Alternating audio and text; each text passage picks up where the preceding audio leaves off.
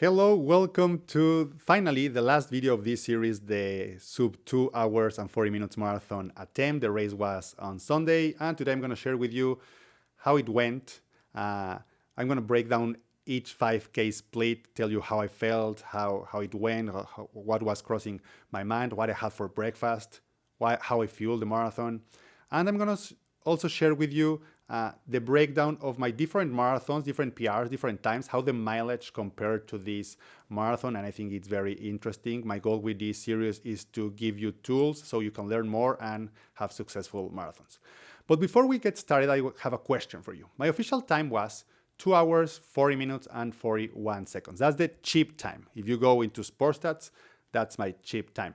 But if you go into my Strava, people are going to see 2 hours, 39 minutes and 41 seconds. And that's because marathons are always, or at least our GPS watches, our Garmin's, always say that we run a little more than 42 kilometers and 200 meters or 26.1 miles. And in this case, I ran almost 300 meters more than I supposed to. But Strava goes down and say, okay, at 42.21 kilometers, you were at 2 hours and 39 minutes and 41 seconds. And I see a lot of people using this time. So my question for you is, what time do you use to say what your marathon time or your PRs are? In my case, I go into the cheap or official time. So my official time is 2 hours, 40 minutes and 41 seconds. And I'm a little pissed off because if you think about it, it's just 1 second faster per kilometer. And I think I can go 1 second faster per kilometer.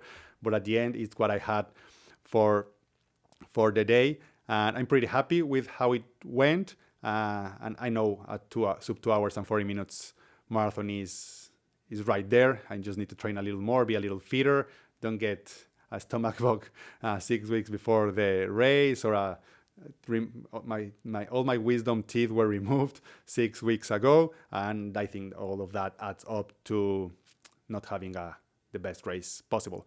But let's start with mileage, right? Let's compare a few marathons. Not all of my marathons are in this screen here because I do a lot of marathons that I don't necessarily train for. For example, the Marine Corps Marathon, I was training for a 5K.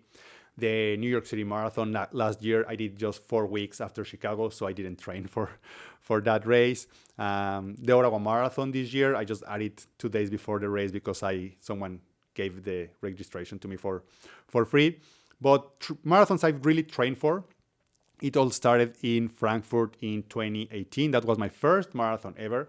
And as you can see, the mileage was really, really low. Only 700 kilometers in the 4 previous months before the marathon. If you compare that to Petit Train, I ran more than twice in the previous 4 months or 16 weeks before the marathon than for Frankfurt. And I was able to run 23 minutes faster. So my first ever marathon was 3 hours and 3 minutes. And some people say that's crazy fast marathon time, but I was coming from training for a half Ironman. So my fitness was there. I don't think my marathon fitness, my legs especially, I cramped a lot and I walked a lot during that marathon, but I was fast and cardiovascular. I was ready to run that marathon. Then I trained for the Ottawa Marathon. It's my worst marathon so far. I cramped like crazy. And I think from kilometer 25 to the end, I pretty much walked or just walk, run as much as I could. But I didn't increase my mileage that much. Then I trained for Toronto in 2019. And this is a very different marathon because it's where I attempted a Guinness World Record. Actually, you can see the plaque right there. The fastest marathon dressed as a tennis player, it was 3 hours and 5 minutes. I had to run with 3 rackets in a bag, plus carrying one in my hand and 1 ball in my hand also the whole marathon. So, and if you see the month before, only 76 kilometers, a lot of things were happening in my life. I didn't have a place to live. It's not that I was homeless. We were just traveling. My Achilles was very injured, so I did my best. Then COVID happened. I trained for fast 5Ks, 10Ks. I did 11 consecutive marathons to raise money for a hospital. And then when COVID ended in 2022, I trained for the Mississauga Marathon, my first real training for a marathon.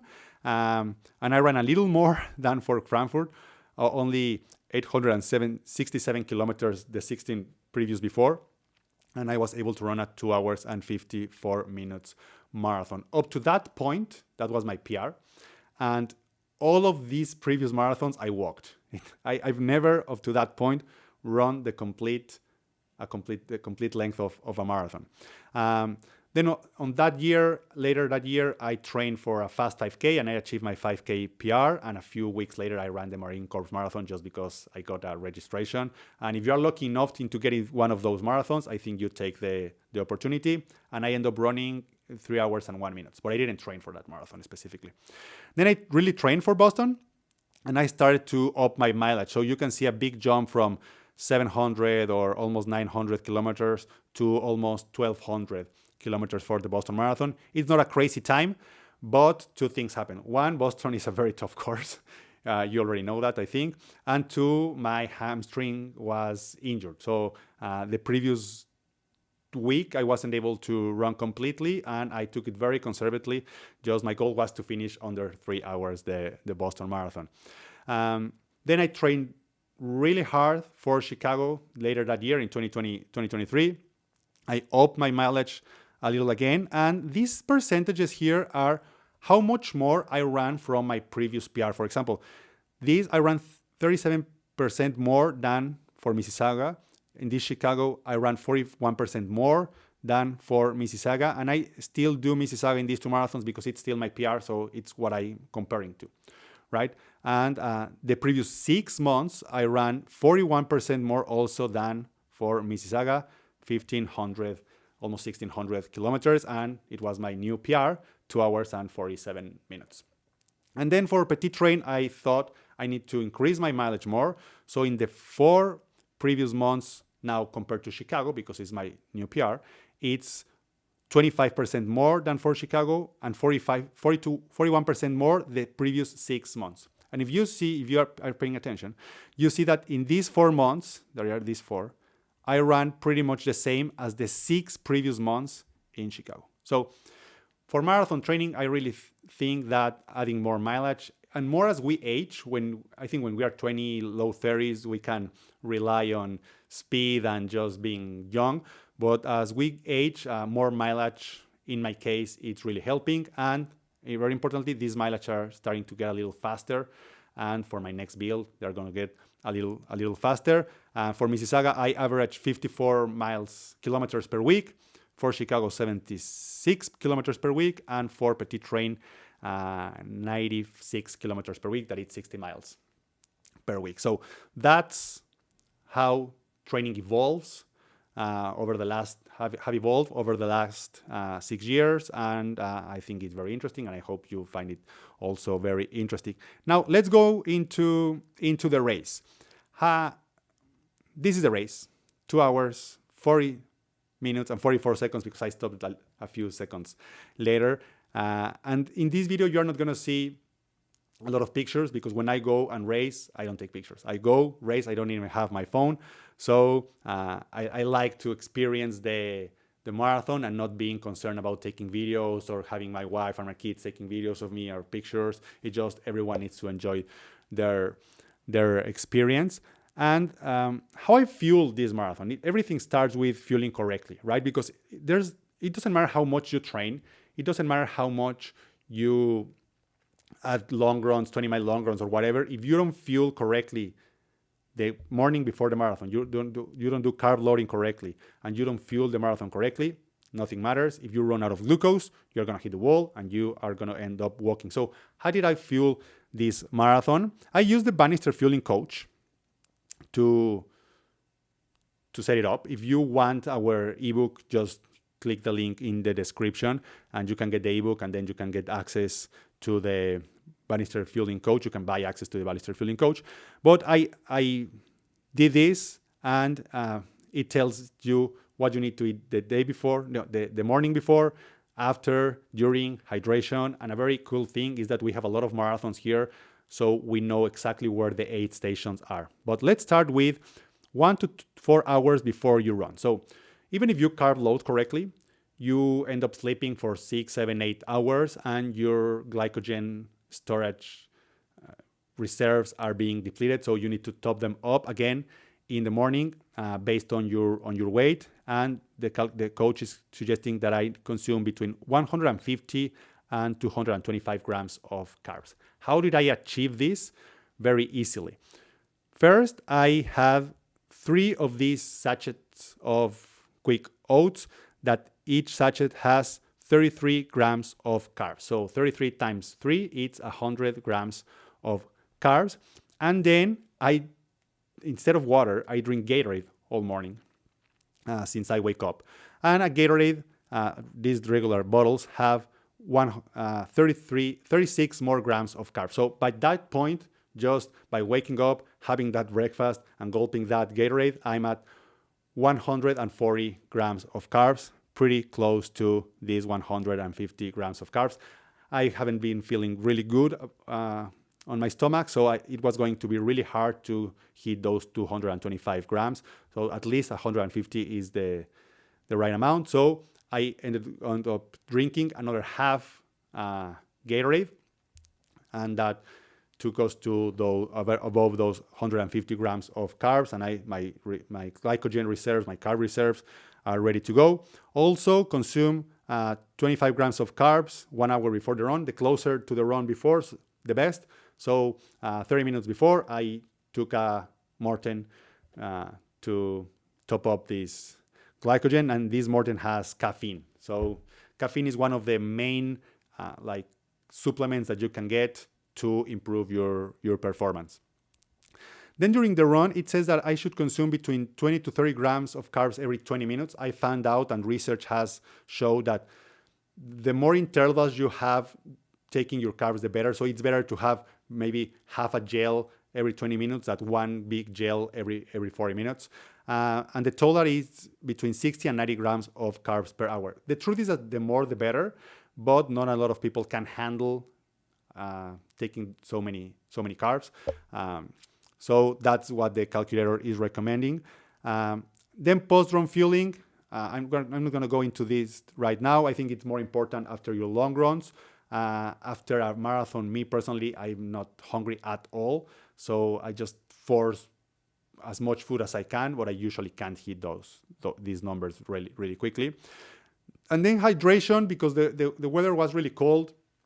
It changed a lot, right? If it's 5 degrees Celsius or 25, 30 degrees Celsius, your hydration needs are going to be very different. But in this case, I needed to aim to drink between 5 to 6 ounces every 20 minutes. And that means between 15 and 18 ounces, or if you like, milliliters per hour. And because I'm a salty sweater, it's very important to also add some sodium there. And what I found, this was a tip that a professional triathlete told me once, is add a pinch of salt into your water. So I always run with a handheld water bottle. I'm going to tell you how I achieved my numbers.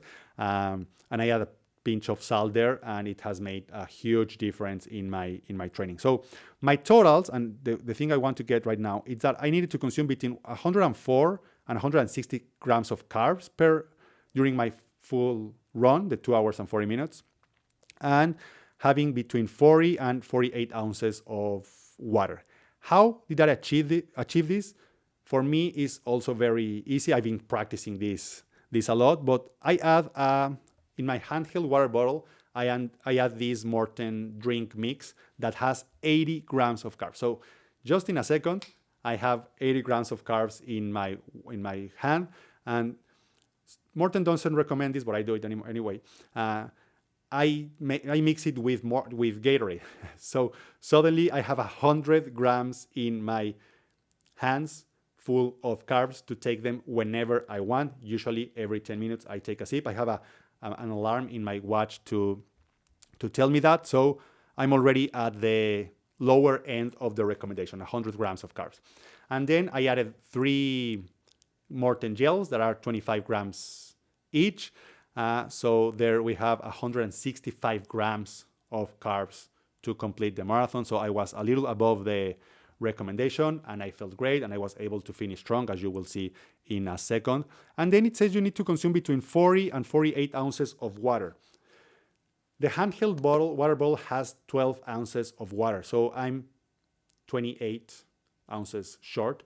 that's the amount of water I need to take in the 8 stations in the marathon. And if you are running a marathon and you're using the Bannister Fueling Coach, it's going to tell you that in this specific marathon are 10 water stations. And on average, you can get between 3 to 4 ounces at each of one of those cups. I say 3 ounces, it's safer to do. So if I take one of those cups, the calculator gives us 2 options. If you don't want to carry any of your water, you need between 1 to 2 cups at each station, right? To complete those 40 ounces of water. But if you are carrying something, if you just want to take one of those cups at each water station, that is what I do. It says I can take up to 30 ounces of water. So take 10 to water, 8 stations, 3 ounces each. It's 30 ounces. So I need to carry another 10 ounces of water in the lower end, right? In the higher end, 18. So I already have 12. I was right in the range that the coach is suggesting, between 40 and 48 ounces of water to consume during the whole marathon. And that's the little things that add up when you know the 8 stations. If I didn't want to carry one of the Mortens, I could have used one of these exact bars that has 25 grams of carbs. So you have a lot of options there. So that's how I fuel the marathon. That's how I train for the marathon. Now let's go into the specifics, right? For marathons, I like to auto lap every 5 kilometers or every mile if it's a race in the US, especially if it's a very big race like Chicago, and if you are in the middle of the building, so the GPS goes crazy. So if you auto lap every mile, you know exactly your pace every mile when it's marked, right? Not when your watch is telling you that the mile has come, because the GPS is going crazy. So you're probably going or way too fast or way too slow. If you auto lap every mile or every 5 kilometers, you're going to have a way better assessment or idea of your pace. So that's what I did for this marathon. Let's go into the laps. I chose also this marathon because it's downhill. At the end of the day, you go down 300 meters. It's around 100 feet. And you go up all these little hills around here, 74 meters, if I'm not mistaken. Yeah, 74 meters here. So to achieve a sub 2 hours and 40 minutes marathon, I thought to myself, a downhill marathon should be easier than a flat or hilly marathon. But I have a caveat here. This marathon is perfectly well organized. For the amount of people that are running the marathon, the amount of volunteers, it's amazing. And you always feel safe, and it's perfectly well organized. I'm really, really impressed with this race. But being a small race, only 2,000 runners, I ran the last 17 kilometers pretty much completely by myself. And that was very hard mentally. But when you're running a big marathon like Chicago, you are never running by yourself, right? If you're running a 2 hours and 30 minutes marathon or a 5-6 hours marathon, you are never running by yourself. And I think for me, mentally is way, way easier. So I'm not sure I'm wondering if with the fitness I have right now, could I run the Chicago Marathon in 2 hours and 40 minutes? It's not downhill, it's pretty flat. And the answer, I think I do. I think I feed from the crowds. When your mind starts to wander, when your mind starts to have negative thoughts, just focusing on the thousands and thousands of people on the street, high-fiving kids, trying to read all the crazy signs people make, takes yourself out of the equation. But when you're running a marathon by yourself, it's really, really hard to get the grip of your mindset. I don't know if I'm explaining myself, but I don't know. That's what I think about small and big marathons. But at the end of the day, having a downhill marathon really, really helps. So let's break it down into 5K intervals, right? So the first 5K, it's pretty flat. And my goal was to run a 3 minutes and 40 seconds per kilometer race for as long as I could. To run a 2 hours and 40 minutes marathon, you need an average of 3 minutes and 47 seconds. For my American friends, I have a handy calculator here in the Bannister page. That's 6 minutes and 5 seconds per mile. So you need to average 6 minutes and 5 seconds per mile to run a 2 hours and 40 minutes marathon, or 3 minutes and 47 seconds per kilometer. So I thought, I've never been a negative split runner, so I thought to myself, I'm going to go and do 340. So as long as I can sustain 340, I'm going to get slower at the end. I know it. So let's try to do that. But I found an awesome little group that had a lead female runner that was running at 3:44 seconds per kilometer. And I thought to myself, okay, can I go a little faster and run by myself pretty much the whole marathon, or stick with these 10 group people and draft as much as I can? Because it was a little windy, and just going behind one person can reduce, you can gain a few seconds per kilometer. So I was in effort. So I was running at 3:44, but in reality, I think it felt like 3:47, 3:50 per kilometer, because I was tucking behind a lot of runners. But then when the downhill started at kilometer around 9, the group started to separate. 3 guys went way ahead, so we were 7 only, and then two more people started to fall behind, the lead female runner and another guy. So we were 5 in a group for the next few kilometers. And very interesting, we started to draft. Right, one was pulling, then the other 3 or 4 went behind, and we start to lose people little by little.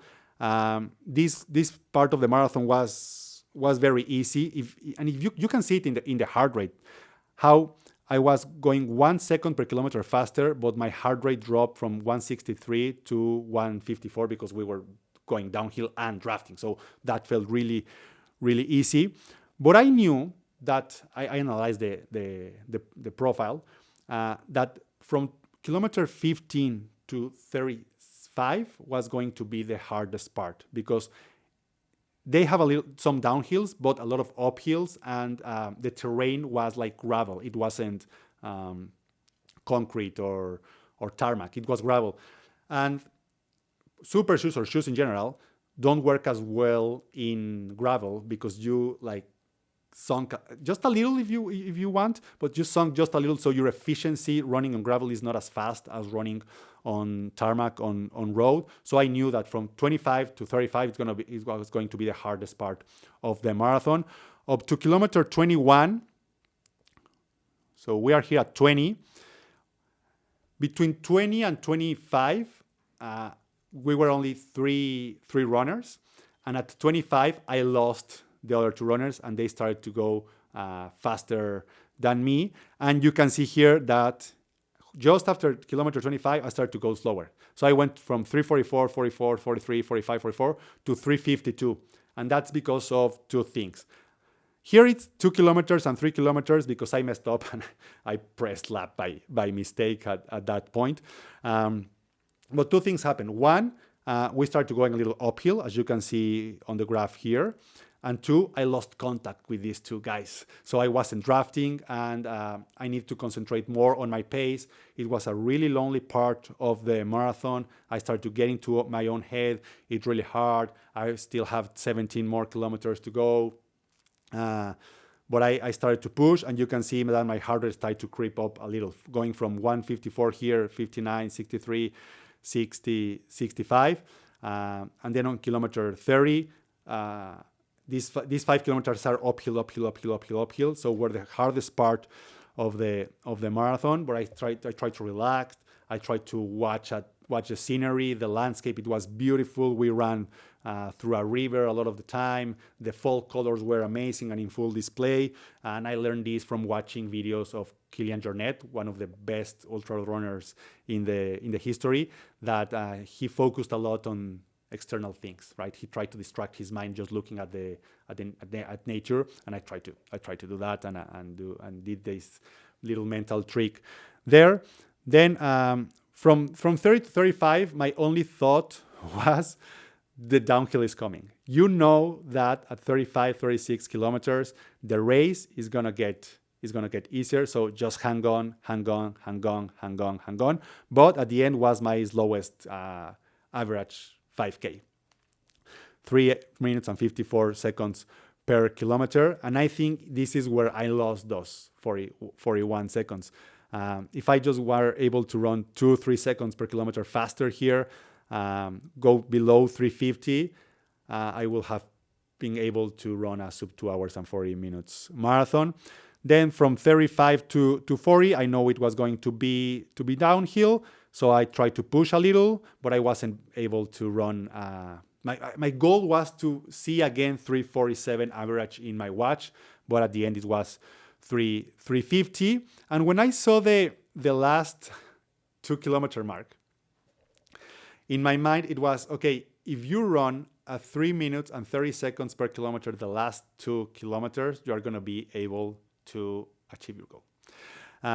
So I tried, but I wasn't able to achieve it. As you can see here, I ran 352.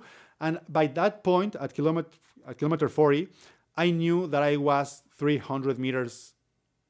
I was running 300 meters more than the 42.2 kilometers. So I knew it was pretty much done, that 2 hours and 40 minutes marathon. But my next goal was, okay, let's run below 241, right? I want to see 240 in my watch. And if we go into the overview and see the average pace, you can see here in the last, can I zoom here? No.